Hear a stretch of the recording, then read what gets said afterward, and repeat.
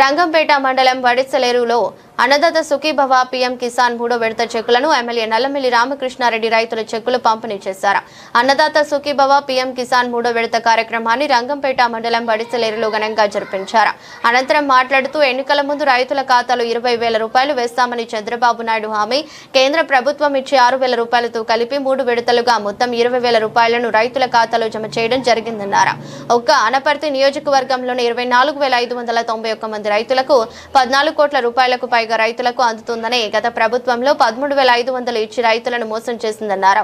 MLA విమర్శించారు. కార్యక్రమంలో అనపర్తి ఆత్మ కమిటీ చైర్మన్ వెలుకుబంటి సత్యబాబు, మండల టీడీపీ అధ్యక్షుడు ఉద్దాంధరావు శ్రీనివాసరావు, టీడీపీ నాయకులు ఆళ్ల గోవిందు, సింగంపల్లి సొసైటీ అధ్యక్షులు యానాల కొండయ్య, జనసేన పార్టీ మండల అధ్యక్షులు గిరిజాల సత్యబాబు, కొమ్మన రాంబాబు, అనపర్తి నియోజకవర్గం రైతు ఉపాధ్యక్షుడు మదిపూడి సత్యబాబు, అడపాల వెంకటరావు, మోదుకూరి గోపాలకృష్ణ, జనసేన పార్టీ సమన్వయకర్త ఆర్ నాగు, పోతుల చిన్నికాపు, రంగంపేట గ్రామ సర్పంచ్ బలిరెడ్డి దుర్గారావు, లక్ష్మి, మండల టీడీపీ నాయకులు పూసల శ్రీనివాస్, స్టేట్ కౌన్సిల్ సభ్యులు మండవెల్లి గుప్తా, రాజమహేంద్రవరం ప్రభుత్వ ఆసుపత్రి committee director Yalamati Rambabu, Velamarthi Sudhakar, Rangampeta society chairman Garapati Rambabu, Achanta Venkatesh, BJP party నాయకులు తోట సూర్య భాస్కర్ రావు, వ్యవసాయ అధికారులు, కూటమి నాయకులు, మండల అధికారులు పాల్గొన్నారు.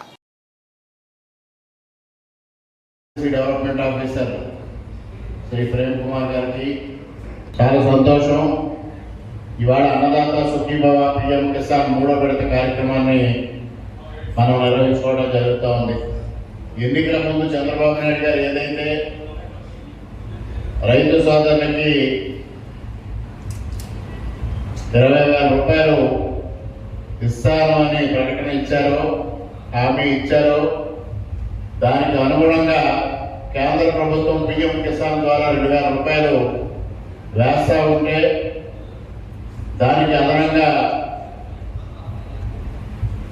6,000 రూపాయలు వేసి ఈరోజు మొత్తంగా 3 విడతలుగా 20,000 రూపాయలని జమ చేయడం జరుగుతూ ఉంది.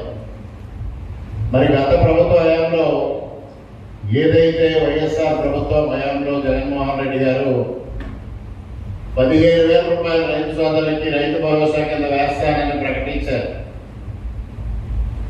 ఎన్నికలు అయిన తర్వాత అనేక వాగ్దానాలను తొంగలో తొక్కి, మాట తప్పి మడమ తిప్పి కార్యక్రమాలు నిర్వహించిన సంగతిని మనం చూసాం. పెన్షన్ల విషయంలో కానీ, మరి అమ్మ ఒడి కార్యక్రమం కానీ, ఇవన్నీ ఏ విధంగా మాట తప్పారో రైతు భరోసా విషయంలో కూడా తప్పి కేంద్ర ప్రభుత్వం ఇస్తున్న 6,000కి 7,500 రూపాయలు అదనంగా చేర్చి 13,500 రూపాయలు మాత్రమే ఇవ్వడం జరిగింది. కానీ నాడు 20,000 ఇస్తానన్నది కేంద్ర ప్రభుత్వం ఇస్తున్న 6,000కి ఇవాళ రాష్ట్ర ప్రభుత్వం 14,000 జమ చేసి ఇవాళ మొత్తంగా 20,000 రూపాయలని రైతులకు అందివ్వడం జరుగుతూ ఉందనేది సందర్భంగా తెలియజేస్తా ఉన్నా. ముఖ్యంగా దీనికోసం రాష్ట్ర వ్యాప్తంగా 46,85,838 మంది రైతులకి 8,985 కోట్ల రూపాయల సంవత్సరానికి అందివ్వడం జరిగిందనేది సందర్భంగా తెలియజేస్తా ఉన్నా. అంటే దాదాపుగా 10,000 కోట్ల రూపాయలు. మరి మన తూర్పుగోదావరి జిల్లాకు సంబంధించి ఈ మొత్తాన్ని సంవత్సరానికి తీసుకుంటే 195 కోట్ల రూపాయలు మనకి ప్రభుత్వం అన్నదాత సుఖీభవ పీఎం కిసాన్ కింద చెల్లించడం జరిగింది. అదేవిధంగా ఒక అనపర్తి నియోజకవర్గానికి తీసుకుంటే దాదాపుగా 24,591 మంది రైతులకి 47,47,00,000 రూపాయలు అందివ్వడం జరిగింది ఈ సంవత్సరంలో. మరి ఇటీవల కాలంలో మన నియోజకవర్గంలో ఒక సోలో మీడియాలో సోగ్గాడు ఉన్నాడు. ఆయనకి విషయ పరిజ్ఞానం తక్కువ, ఉత్సాహం ఎక్కువ, పబ్లిసిటీ ఉత్సాహం. దానికోసం రోజుకో వీడియో చెయ్యాలి, ఆయన టార్గెట్ అది.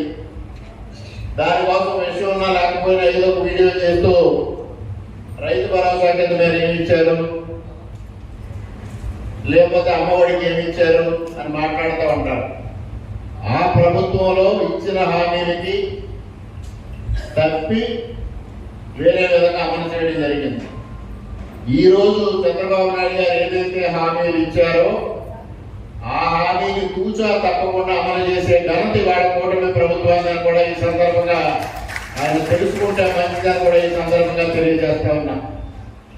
ఆయన పదే మాట్లాడుతూ ఉంటారు, అనపర్తిలో రామకృష్ణారెడ్డి రాజ్యాంగం నడుస్తూ ఉంది అని.